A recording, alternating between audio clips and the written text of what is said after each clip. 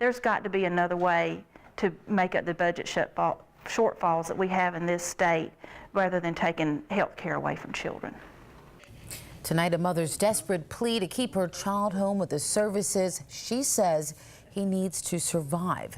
According to local attorneys, there are approximately 300 medically fragile children in nursing homes across the state of Florida, and another 3,000 currently at risk. This as money used to help parents treat their children at home is becoming more difficult to get. For 9-year-old Christopher Vaught, the struggle to maintain the service he needs to survive is constant. In a story you'll only see here on ABC 27 HD, Special Project reporter Tara Evans sits down with his family to hear about the battles they fight every day.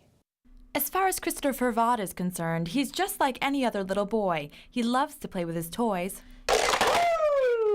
He has an infectious smile, and he loves his dog. Maggie, my dog or your dog? Your dog or mine? Christopher has Hurler syndrome, a progressive metabolic disease that causes serious lung problems, orthopedic issues, chronic infections, and other complications that affect his organs. Doctors say the disease will get worse and shorten his life. It also requires him to have 24/7 nursing care.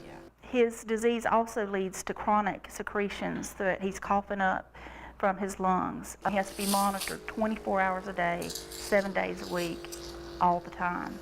And he has to have someone trained who's readily accessible to pull that trach. Christopher is a ward of the state, which means his round-the-clock private duty nursing care comes under Medicaid.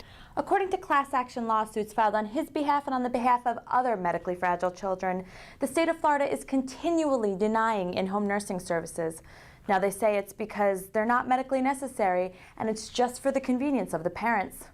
If I had a chance to talk to the people at AHCA, the Agency for Healthcare Administration for the state of Florida, who are continually wanting to cut services to children like this, I would say, please come spend a day in my life with my child and then tell me I don't need these services anymore. Because of the denials, the Walquists must currently fight every 6 months to keep his in-home nursing services, which doctors say he needs to survive.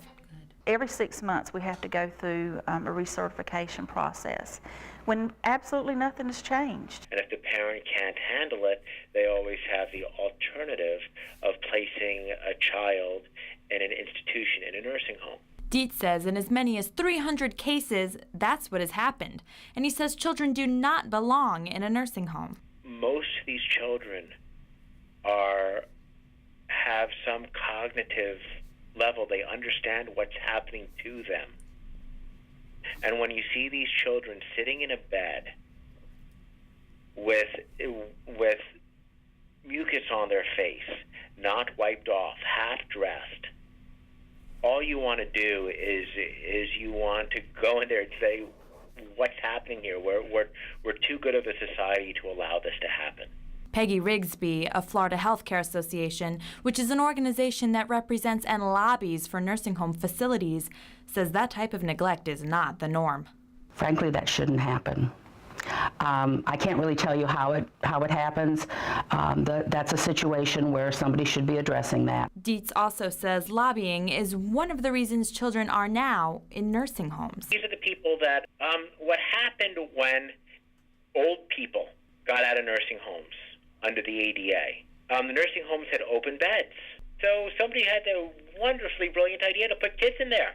Kids complain a lot less than old people, especially if you're medically fragile. However, Rigsby denies that allegation. Our association does not oppose children being at home. What we support is the best setting, the best quality of care, because that's what we all want. For Christopher, Johnette says there's no place like home, and Christopher ending up in a nursing home is her worst fear.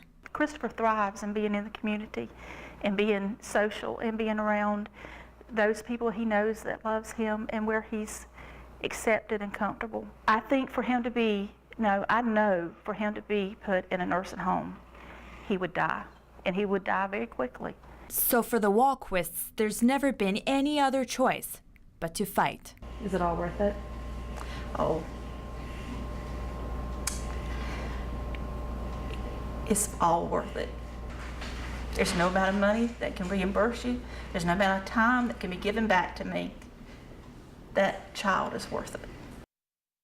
That was ABC 27 Tara Evans reporting. Now, we should tell you all parties involved in the suit declined to comment, citing the pending litigation. Now, we can tell you the Department of Justice is investigating the situation, and there's just much more to this story than what we can present you here tonight. So for more information or to find out how you can seek help from attorneys or the Department of Justice, head on over, check out this story right there on the main page of our website, WTXL.TV.